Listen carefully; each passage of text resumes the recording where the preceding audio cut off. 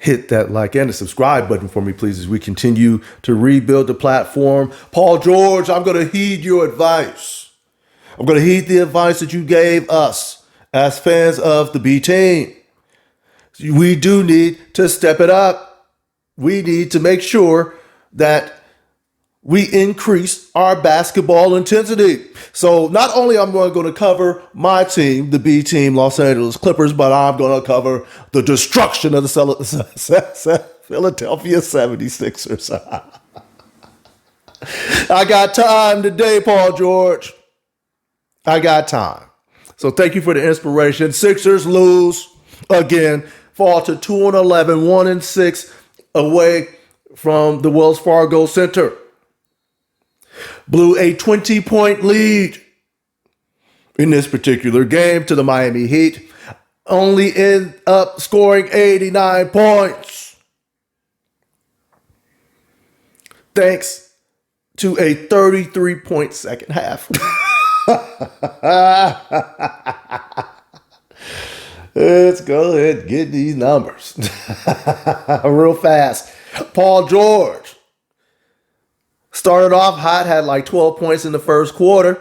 Looks like he only made one shot or so the rest of the game. Ended with 18 points. 7-9 from the free throw line, 6 rebounds, 5 assists, 3 steals, 3 turnovers, minus 17. Caleb Martin, minus 24, 12 points. Joel Embiid, trash, 31 minutes, 5 of 11 from the field, 11 points, 8 rebounds, 5 assists, or block 2 turnovers. Kyle Lowry should not be playing 19 minutes of NBA basketball. Kyle Lowry is cooked. He should be a veteran leader on the team. That is it. He shouldn't be doing nothing else. Shouldn't be playing.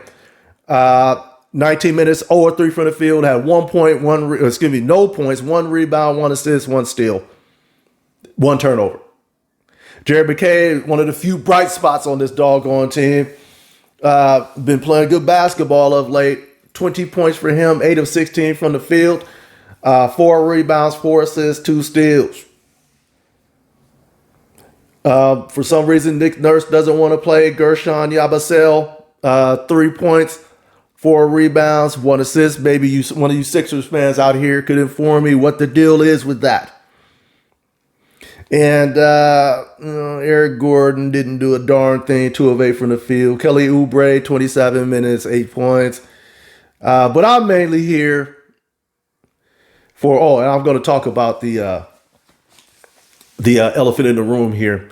But I'm here to rub it in Paul George's face. Let's see let's see what $212 million gets you nowadays. 16, 5, and 5 off 39% shooting. Congratulations, Paul George. So, the Philadelphia Sixers are having issues on and off the court. As you can see here, Maxey calls out Embiid for impacting team by being late for, quote, everything. Are we really surprised here that Joel Embiid is not a mature leader? Are we really surprised here? We should not be. It states Embiid accepted Maxey's message, but said he is sometimes, quote, confused about what the 76ers are trying to execute on the court. What are you talking about? This is an MVP talking here. Former MVP talking about you confused.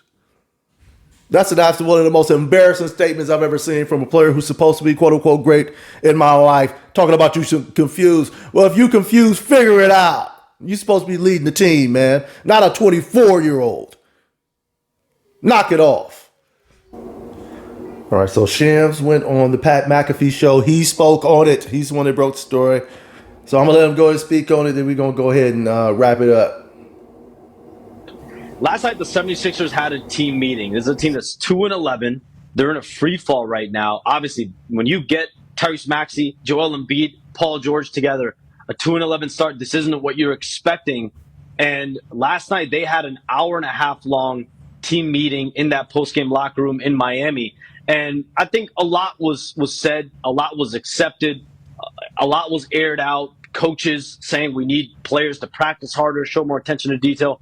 Players saying we need to be coached harder. We want to be coached harder. But most notable of all that, Pat, I was told Tyrese Maxey, the 24-year-old young star, he challenged Joel Embiid, the face of the franchise, the former league MVP, that we need you to be on time for team activities. And saying that there's a trickle-down effect. When you are missing, when you are tardy, when you are late for what I was told everything was the line, it has an effect on the rest of the locker room, the rest of the players, the coaching staff. And yesterday, Joel Embiid was listed doubtful most of the day. Teammates, coaches, no one really heard from him. And then he shows up at warm-ups, plays in the game. They had a double-digit lead, great lead in the first half, completely 180 flip in the second half. And from what I'm told, it was kind of like this. Big fella is someone that Tyrese Maxey loves, but this was the elephant in the room, and Tyrese Maxey addressed it. They're very close. They're very close friends.